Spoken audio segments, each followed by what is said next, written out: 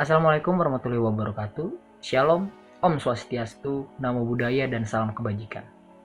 Yang saya hormati, Ibu Rotumiar Pasaribu selaku dosen mata kuliah Public Speaking, dan juga yang saya hormati teman-teman saya tercinta dari kelas Ilmu Komunikasi 2. Puji dan syukur kita panjatkan kepada Tuhan Yang Maha Kuasa. Atas berkat dan rahmatnya kita semua dapat diberikan kesehatan hingga pada saat ini. Pada kesempatan kali ini, saya ingin menyampaikan sebuah pidato yang tentunya saya yakin tidak semua teman-teman di sini mendengarkan. Pidato saya ini berisikan tentang bagaimana studi kita sebagai mahasiswa maupun pelajar di era pandemi ini. Seperti yang sudah kita ketahui bahwasannya pandemi yang disebabkan oleh virus corona ini sangat menghambat sekali bagi kita, terutama saat melakukan pembelajaran. Pembelajaran sendiri sempat ditiadakan karena penyebaran virus corona ini sangatlah cepat dan sangat berbahaya bagi kita. Tidak sedikit pula korban yang disebabkan oleh virus corona ini. Oleh sebab itu, pemerintah akhirnya mengeluarkan sebuah keputusan yang mengatakan bahwa pembelajaran dilakukan secara daring. Tentu saja kita semua merasakan senang sekali, karena kita tetap menimba ilmu walaupun di era pandemi ini. Tetapi, terdapat pro dan kontra di dalamnya.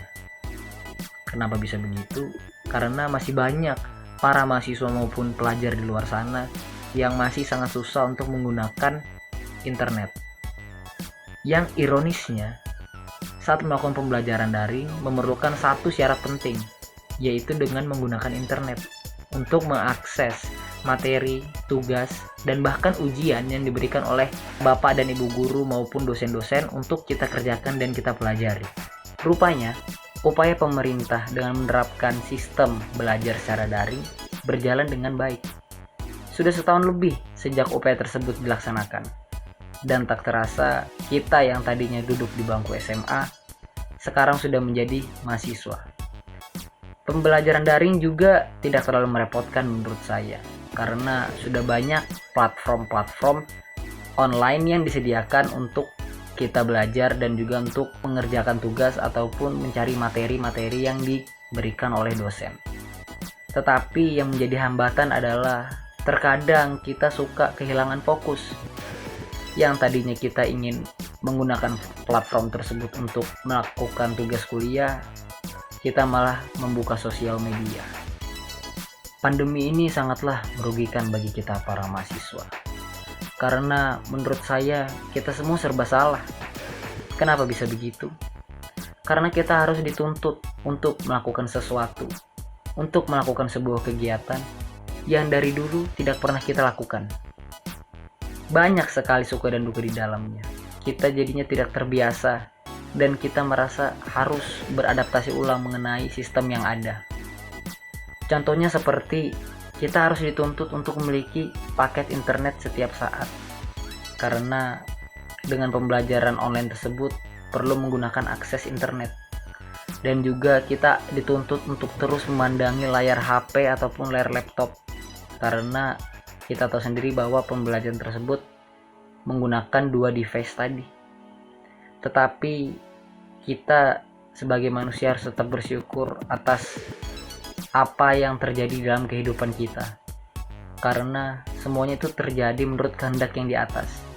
Dan tugas kita adalah sebagai manusia tetap menjalankan tugas tersebut dengan hikmat. Tentu saja kita sebagai mahasiswa masih harus beradaptasi mengenai pembelajaran daring ini. Mulai dari aplikasi yang dibuat oleh kampus, maupun bertemu dengan teman-teman baru kita yang berasal dari Sabang sampai Merauke. Tetapi, bukan hanya pembelajaran saja yang dilakukan secara daring. Aktivitas-aktivitas kampus pun juga terpaksa dilakukan secara daring. Saya merasa sedih atas bencana yang menimpa kita ini. Pembelajaran yang harusnya dilakukan dengan tatap muka malah menjadi daring. Obrolan dengan pasangan kita yang harusnya memiliki makna malah menjadi garing. Ampiun rasanya. Jujur saja saya sebagai seorang mahasiswa merasa sedikit senang dan sedikit sedih. Senang karena saya tidak perlu repot-repot ke kampus untuk belajar, dan sedih karena saya harus terus membohongi diri saya sendiri bahwa materi-materi yang diberikan oleh dosen tidak sepenuhnya masuk ke dalam kepala saya. Tetapi kita tetap harus mengikuti pembelajaran dengan hati yang tulus. Karena Tulus sendiri pernah mengatakan, jabat tanganku panggil aku gajah. Sungguh tidak nyambung sekali, bukan? Memang begitulah kehidupan. Terkadang kita tetap harus patuh terhadap aturan yang walaupun kita merasa tidak diuntungkan. Karena kita tahu bahwa mereka yang berada di kursi empuk sudah susah payah untuk melakukan berbagai pencegahan virus corona ini. Seperti pembelajaran daring yang saat ini kita lakukan. Tentunya kita menyadari bahwa bukan hanya kita yang merasakan kebosanan dan kehampaan akibat pembelajaran daring ini, tetapi para dosen tercinta kita pun juga merasakan hal yang sama seperti yang kita rasakan. Mereka juga ingin bahwa pembelajaran daring ini segera usai dan segera untuk mengajar kita para mahasiswa yang kurang ajar. Maksudnya yang kurang pengetahuan tentang materi-materi yang beliau berikan.